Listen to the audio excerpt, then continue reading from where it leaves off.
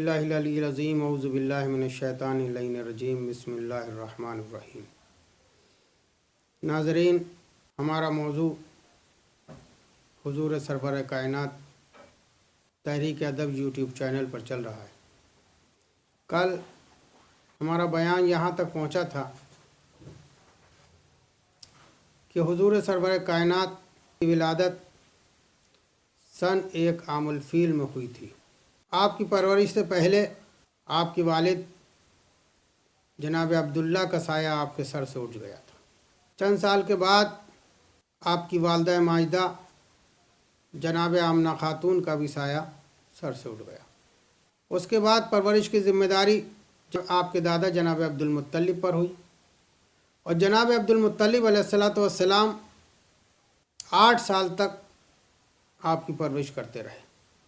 8 سال کے بعد جناب عبدالمطلب علیہ السلام بھی اس دنیا سے رخصت ہو گئے۔ اب اس کے بعد ذمہ داری آئی جناب ابو طالب علیہ السلام اور جناب فاطمہ بنت اسد صلوات اللہ علیہ۔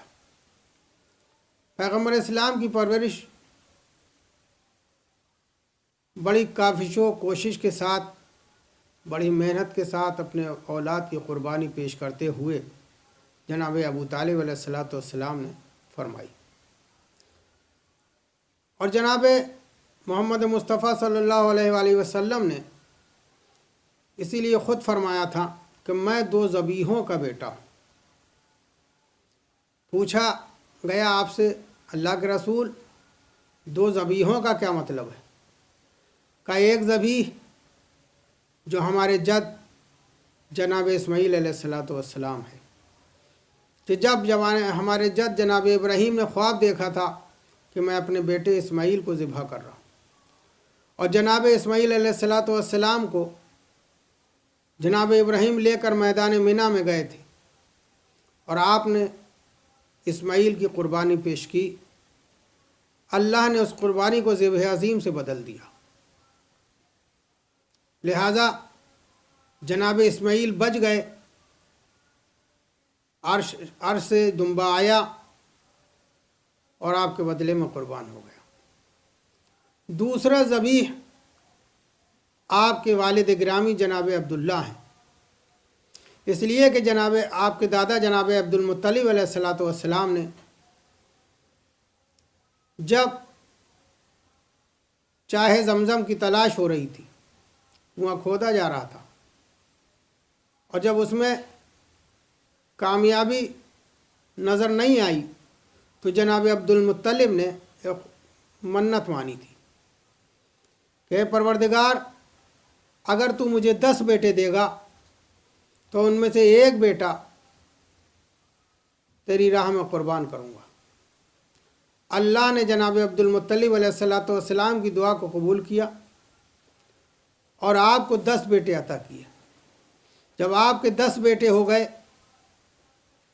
تو جن میں سب سے زیادہ عبدالمطلب جناب عبداللہ کو چاہتے تھے، جناب عبدالمطلب علیہ السلام نے فرمایا کہ اللہ نے میری دعا کو قبول کیا ہے، چلو میں بھی اس نذر کو بڑھا دوں اور قربانی کو پیش کر دوں۔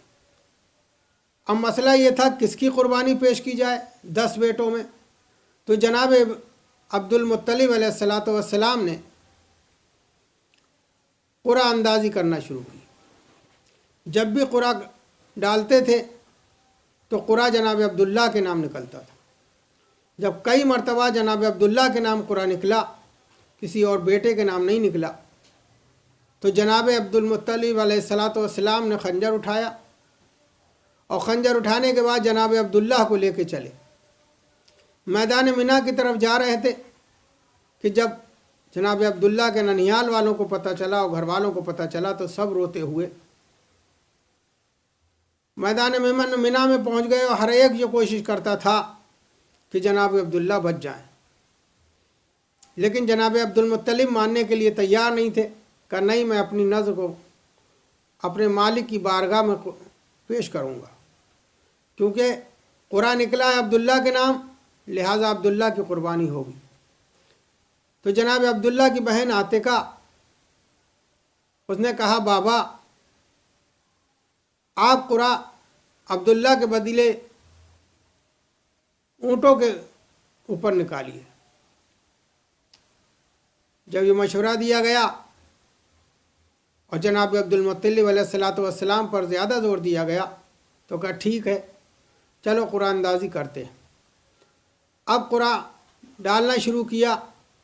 جناب عبد المطلب نے 10 اونٹ عبداللہ کے نام قرآن نکلا، پھر 10 کا اضافہ کیا 20 اونٹ، پھر عبداللہ کے نام قرآن نکلا، پھر 10 کا اضافہ کیا 30 اونٹ، پھر عبداللہ کے نام۔ جناب عبد المطلب علیہ الصلاۃ والسلام 10 کر کے بڑھاتے گئے، لیکن قرآن عبداللہ کے نام نکلتا رہا۔ آخر میں جب منزل 100 اونٹوں پر پہنچی تو جناب عبداللہ علیہ الصلاۃ والسلام کے نام قرآن ہی نکلا، 100 اونٹوں کے نام قرآن نکلا۔ سب خوش ہو گئے کہ اب عبداللہ بچ گئے، لیکن جناب عبد المطلب علیہ الصلاۃ والسلام نے کہا ایسے نہیں، جب اتنی بار عبداللہ کے نام قرآن نکلا ہے تو میں ایک بار میں کیسے مان جاؤں۔ دوبارہ پھر قرآن ڈالا گیا، پھر 100 اونٹوں کے نام نکلا، دوبارہ پھر قرآن ڈالا گیا، پھر 100 اونٹوں کے نام نکلا۔ اس طرح جناب عبداللہ علیہ الصلاۃ والسلام بچ گئے، جناب عبد المطلب نے 100 اونٹ قربان کر دیے۔ اس طرح اسی لیے اسی واقعے کی طرف اشارہ کیا تھا پیغمبر اسلام نے کہ میں 2 ذبیحوں کا بیٹا ہوں، ایک ذبیح جناب اسماعیل اور دوسرے ذبیح جناب عبداللہ۔ عزیزان محترم، جناب عبد المطلب علیہ الصلاۃ والسلام کے بعد پرورش کی ذمہ داری پیغمبر اسلام کی جناب ابو طالب کے سر آئی۔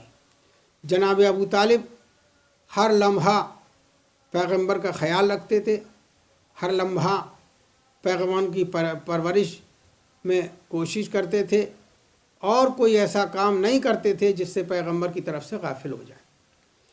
حد یہ ہے کہ جب اعلان رسالت ہوا اور اعلان رسالت کے بعد کفار و مشرکین نے پیغمبر کا بائیکاٹ کر دیا تو جناب ابو طالب علیہ الصلاۃ والسلام اپنے گھر والوں کو لے کر اور پیغمبر اسلام کو لے کر ایک غار میں چلے گئے جسے شیب ابو طالب کہا جاتا ہے۔